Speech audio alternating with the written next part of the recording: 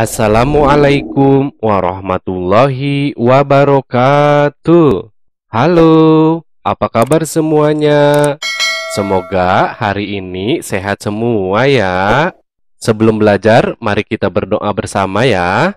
Bismillahirrahmanirrahim. Raditu billahi robba wabil islami dina Wabi Muhammadin nabiyya wa rasula. Rabbi jidni ilman warzuqni fahman. Ayo kita belajar bersama kembali di tema yang ke-8, keselamatan di rumah dan perjalanan. Subtema yang kedua, menjaga keselamatan di rumah. Nah, untuk hari ini kita memasuki pembelajaran yang ke-6. Nah, pada bagian ini kita akan membaca kalimat sederhana yang di dalamnya memuat aturan penggunaan tanda tanya dengan lafal dan intonasi yang tepat. Udin dan teman-teman bermain sepeda. Mereka bermain di halaman rumah. Bermain sepeda harus berhati-hati. Jika terjatuh, badan bisa terluka. Kita harus memperhatikan keselamatan diri. Kita lanjutkan lagi ke ayo mengamati. Udin, siapa yang membelikan kamu sepeda? Kapan kamu bisa bersepeda?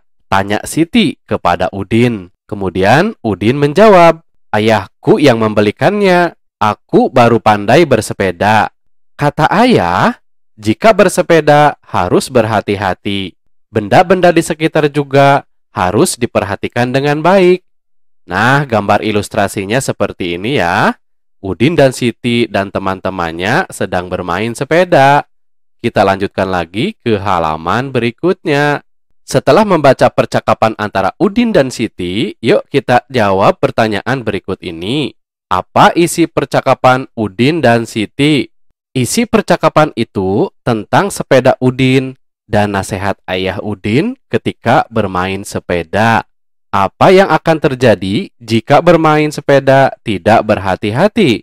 Jika tidak berhati-hati, kemungkinan dapat terjatuh dan membahayakan keselamatan diri sendiri maupun orang lain. Nah, inilah jawaban-jawaban menurut pendapat Abi ya. Silahkan kalau kalian memiliki pendapat yang lain, boleh ditulis di sini ya, atau ditambahi. Kita lanjutkan lagi ke ayo membaca. Bacalah kalimatannya berikut dengan lafal dan intonasi yang tepat. Nomor 1, siapa yang membelikan kamu sepeda? Nomor 2, kapan kamu bisa bersepeda? Nah, kalimatannya berguna untuk menanyakan sesuatu. Kalimatannya selalu dibubuhi dengan tanda tanya seperti ini di akhir kalimat. Kita lanjutkan lagi ke ayo menulis. Kerjakan latihan dengan mengikuti petunjuk berikut. Yang pertama, tulislah pertanyaan menggunakan kata tanya apa, siapa, kapan, di mana, mengapa, dan bagaimana.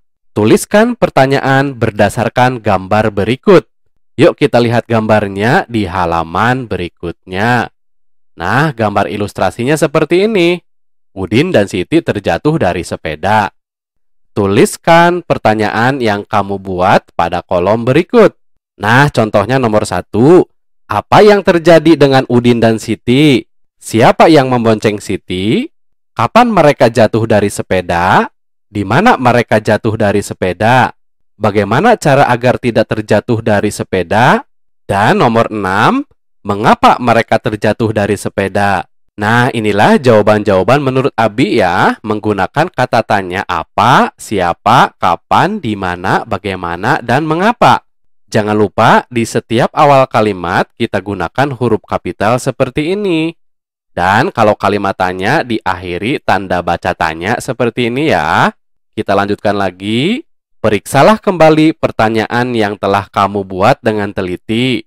Jika belum benar, perbaiki kembali pertanyaan yang kamu buat dengan benar.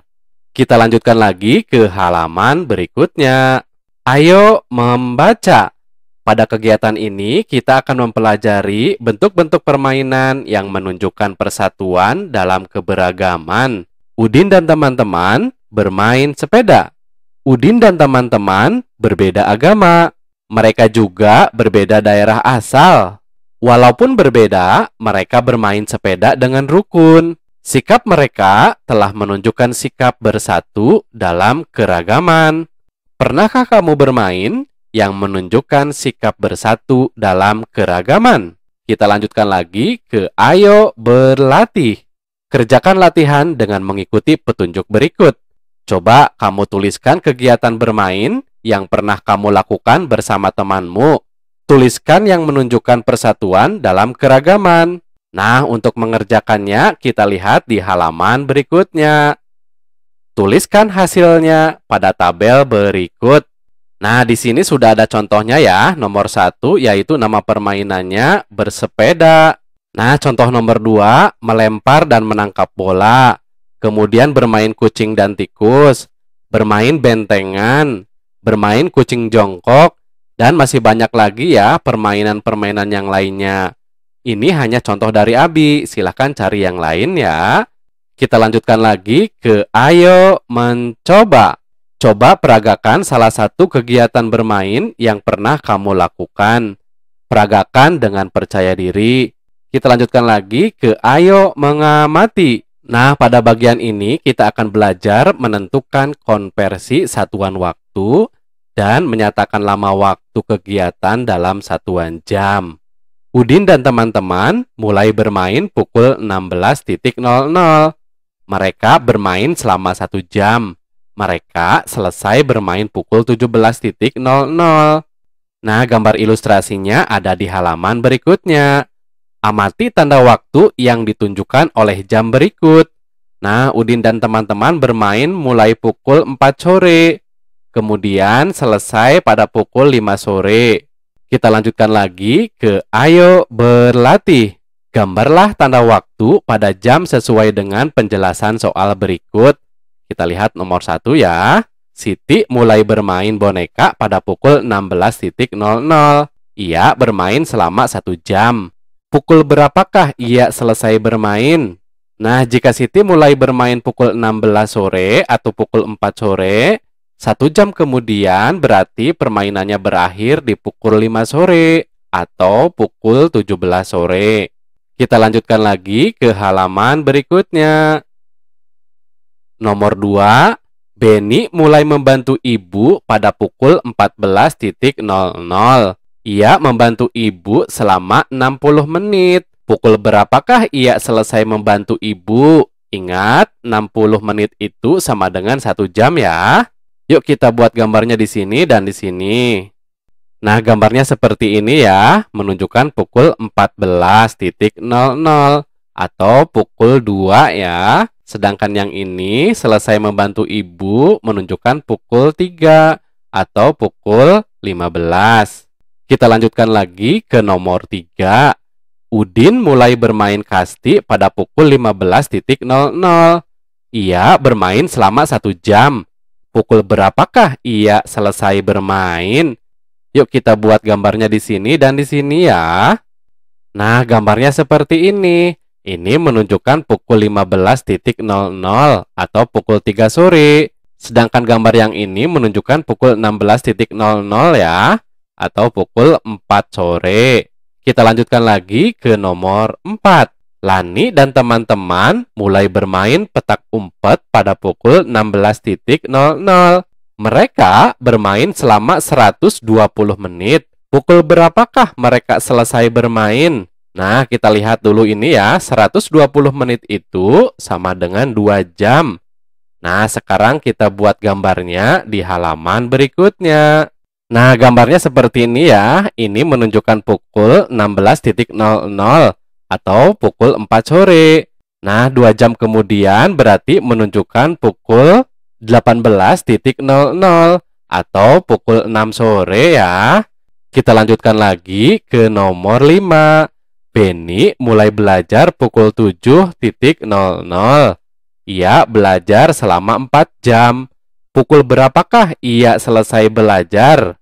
Nah, jawabannya jika Beni mulai belajar pukul 7, 4 jam kemudian berarti Beni selesai belajarnya pukul 11. Nah, sampai di sini pasti kalian sudah paham ya. Nah, untuk kegiatan bersama dengan orang tua Orang tua membimbing anak menggunakan kalimat tanya yang santun di rumah. Sebelum diakhiri, mari kita berdoa bersama. Bismillahirrahmanirrahim. Allahumma inni istaudiuka ma'alam tanihi fardudhu ilayya inda hajati wala tansanihi ya rabbal alamin. Semoga bermanfaat. Terima kasih. Wassalamualaikum warahmatullahi wabarakatuh.